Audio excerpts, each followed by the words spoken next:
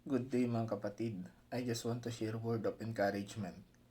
Sa paglakad natin sa ating Panginoong Hesus, may mga mountaintop experience, may mga success tayo sa buhay natin, may mga moments ng buhay natin na nakakatanggap tayo ng blessings, provision, pero sa paglakad natin sa Panginoon, nararanasan din natin yung suffering, yung mga challenges, yung mga valley low experience, and we thank God because God is present in our mountaintop experience and valley low experience.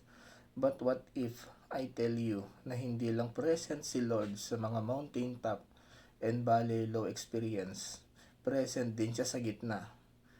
Yun yung ordinary things.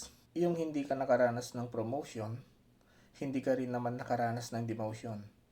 Yung pumasok ka lamang sa trabaho, pero kasama pa rin ang ating Panginoon. Something that happened in between. Yung itinuring mong ordinaryo, yung itinuring mong worth na i-share sa ibang tao. Bakit ho mga kapatid? Kasi ang goosebumps, hindi araw-araw. Ang miracle, hindi araw-araw nangyayari. Ang mga dramatic scenes ay hindi laging nandyan.